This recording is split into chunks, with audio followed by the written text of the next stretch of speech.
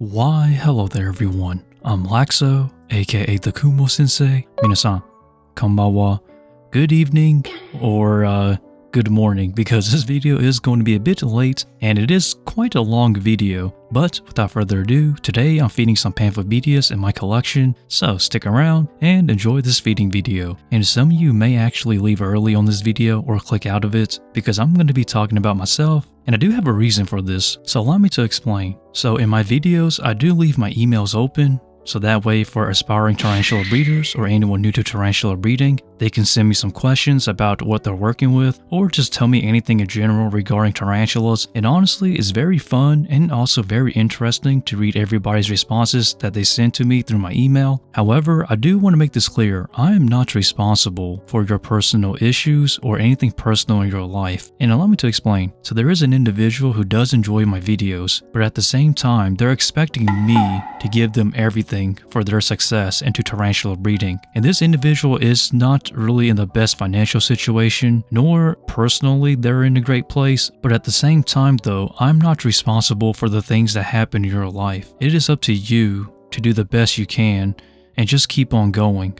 But what this individual keeps doing is self-reflecting themselves onto others, which isn't healthy, basically taking out their anger and their own personal matters onto others. And it's strange because this individual does enjoy my videos, but at the same time they keep calling me out saying I'm greedy, I have too many tarantulas to myself, and things of that matter. And they're also going out to say that I make way more money selling tarantulas than I do working, which is absolutely crazy to say that. Now I want to make this clear. I do say that I do give out free tarantulas, but the caveat was that it was only to people who are pretty much established, people with proven track records as a business or as a breeder selling or breeding tarantulas, and anything of that nature. This individual has no background experience when it comes to tarantula breeding. So for some reason, this individual keeps thinking that I owe this individual some tarantulas, which I do not. To put it simply, when it comes to business, essentially you are responsible for the things that happen because you are your own business, you are your manager. So it's not up to me to decide whether you will have a successful business or not. It's really up to you to make your own choices. And I know it sounds like I'm going on a rant,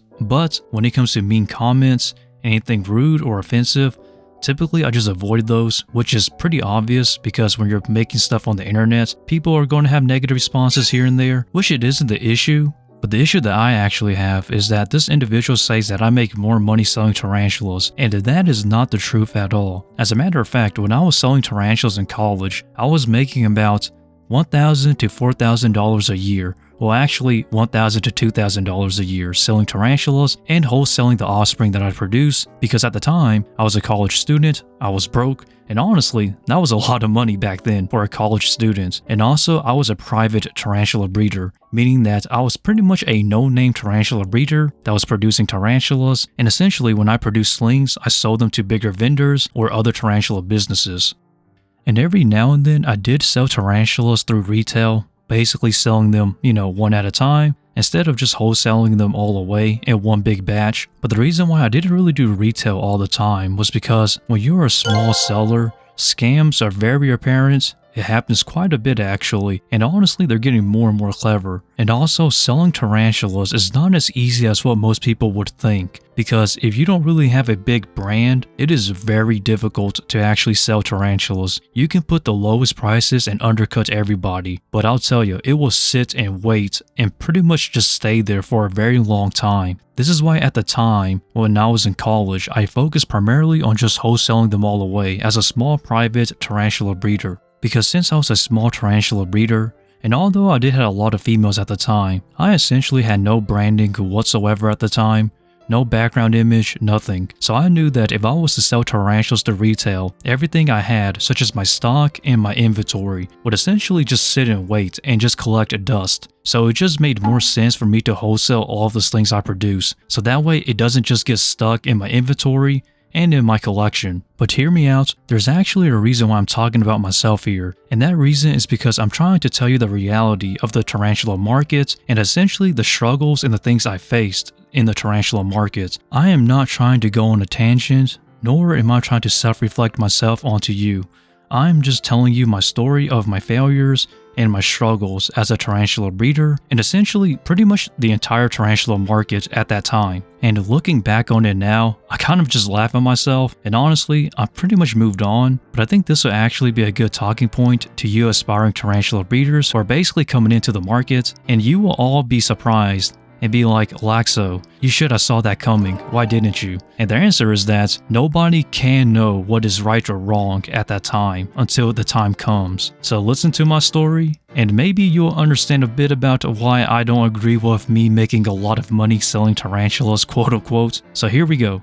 So I graduated from my community college in 2020 during the pandemic, and this was pretty much one of the worst times to actually graduate college because I essentially graduated, but there was no jobs available because everything was in lockdown because the pandemic was pretty much at its worst during this time. So since there was no jobs available due to the pandemic and everything being a lockdown when I graduated, I essentially resorted to selling tarantulas through retail and through wholesale. However, I did not expect what was to come. So basically, I was pretty much getting by selling tarantulas after graduating college, and I was also still living with my parents. Even now I still am because I'm trying to get my life back together. But back to the point though, you understand, you graduated college, there's no jobs because everything's in lockdown, you're unemployed, and you're financially struggling, and your girlfriend is pretty much getting desperate because you're always broke. So during this time, I actually had way more tarantulas than I currently do. I had about 70 females that were ready to breed. There was about 30 to 40 different species of those 70 adult females, but the problem was that I had no males. So I didn't see it at the time, but what I was essentially doing was basically holding out or hoarding female tarantulas in hopes that somebody will have a male for a breeding project that I was working on, and this actually ate up quite a bit of money because what I should have done back then was to essentially sell away the majority of those females that I couldn't find a male for. But I was kind of dumb and kind of desperate financially at the time, so I just kept holding on to this belief that maybe if I hold on to this female long enough, a male will come by. But lo and behold, males never came. And you have to understand, during this time, people were in lockdown, so a lot of people was getting into hobbies such as the tarantula hobby, so sales were pretty much going up quite steadily. So I actually tried to use this to my advantage, and honestly, it came to a disadvantage. And hear me out, here's what happened. So at the time, there was pretty much a need for Carabina versicolor, green bottle blues, some Brachypelma species, and pretty much the common hobby staples that everybody enjoys and have in their collection, because since there were so many new people getting into this tarantula hobby during lockdown, it made sense. So me myself, I actually produced Carabina versicolor, a lot of them. But at that time though, you would think that all of those would sell, but to be honest, I didn't see it coming. Nor did any of the private tarantula breeders saw it coming. And honestly, now that I think about it, I actually feel bad for the new tarantula breeders at that time who are basically breeding the hobby staples in hopes of selling them or wholesaling them because nobody was buying them, like literally. So here's what happened. Essentially, reptile breeders and some bigger tarantula breeders imported so many of the hobby staples to the point where nobody really needed to actually buy through wholesale or through retail. So I was essentially stuck with tarantulas I couldn't sell. And when I did try to wholesale them, here was the offer. And this is just reality. You can't complain or argue because at the time, that was just too saturated. I was offered $2 a piece for my versicolor. You heard it right, $2. That was it. And I know a lot of people who look on the internet says that here in the United States, Carabina versicolor are about $35 to $40 a piece when it comes to a sling. But the market does not work like that. And I don't know why people keep... Sorry, I'm getting too personal. And I understand that a lot of people are probably thinking, Laxow, if the hobby was booming at the time, or at least coming up, why didn't you do retail? And here's the thing, I did. But the problem was that during this time, everybody was starting a tarantula business, and the numbers of competitors at the time when it comes to selling was at an all-time high. There's more now, but during that time, there was just too many people selling. And this is the name of the game when it comes to, any business.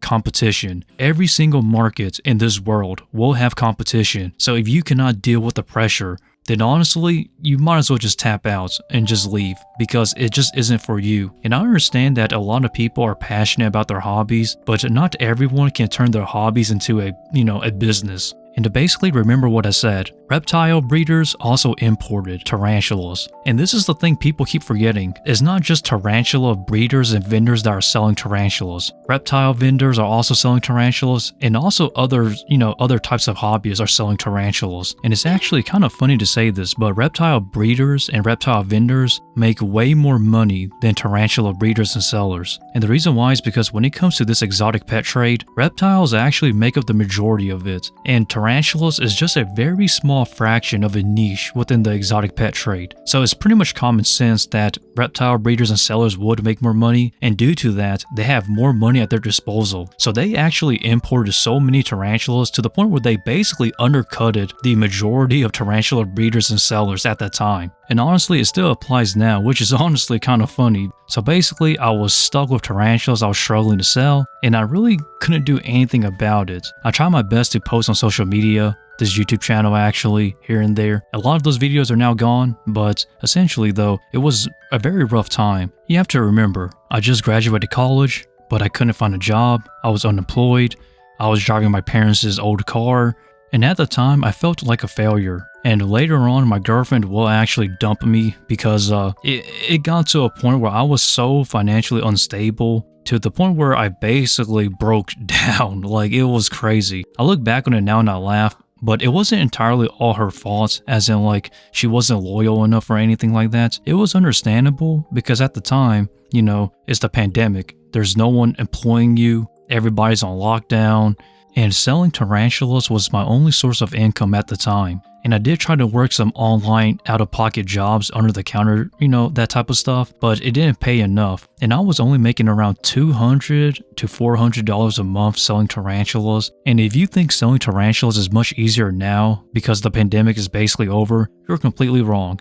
As I stated earlier, the competition has gone up and it only gets more and more competitive by the day. So this ties everything back together to my original point about not making a lot of money selling tarantulas. And trust me, during that time when I was selling tarantulas through retail and through wholesale, I undercutted the majority of people.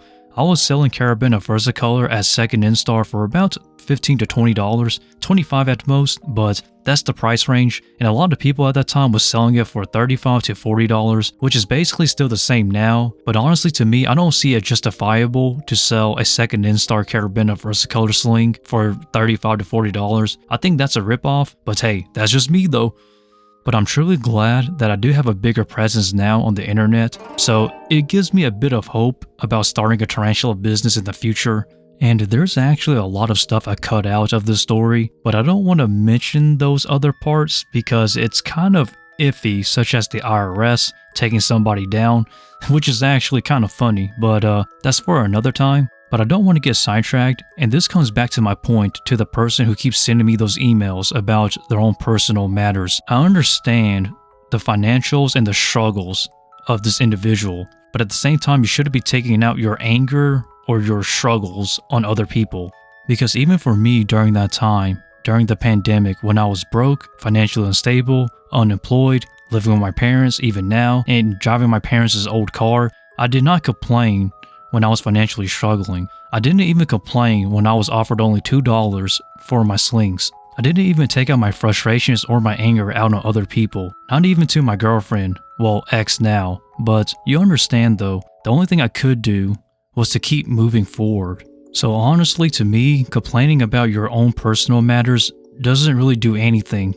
And also saying that I make a lot of money selling tarantulas is absolute nonsense because I'm still a private breeder even now, but I would like to do retail in the future though. And I think a lot of people may be wondering what happened to my Versicolor, all of my females, etc, etc. So here's what happened for those who are wondering and for those who are still here and haven't clicked off this video. So my Carabiner Versicolor slings, what I did with them was that I traded them all away for males, and these males were not for my females, but essentially males for the future. And all the current females I had at that time, I sold them all away because they were essentially, number one, they were common hobby staples. Number two, I couldn't find males for them because all the males were being kept by the breeders themselves and they didn't want to sell to me, so I just sold my females away to them. Which is why even now, when it comes to females I don't use that I have, typically I just sell them away now, which is honestly a much better choice because it allows me to actually focus on future projects that I want to work on, or essentially go in a new direction that I want to take.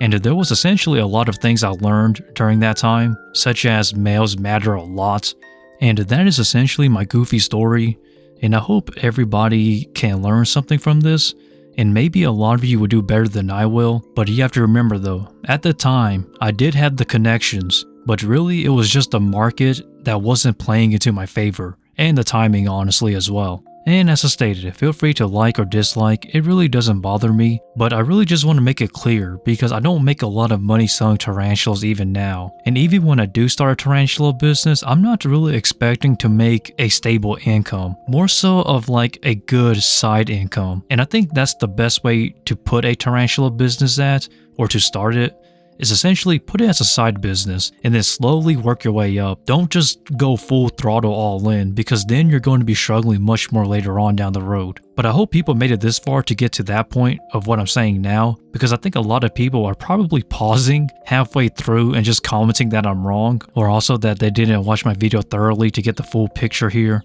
And before I go, I do want to make this clear. I am employed now, I am working a job, I do have my own car, and I am getting my life together. And I should be out and about on my own pretty soon in the future, so everything is looking up.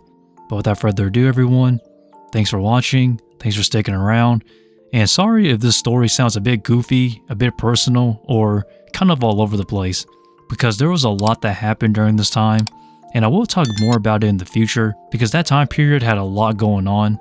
And yeah, with that, stay lax, and Laxow out from the Kumo Sensei.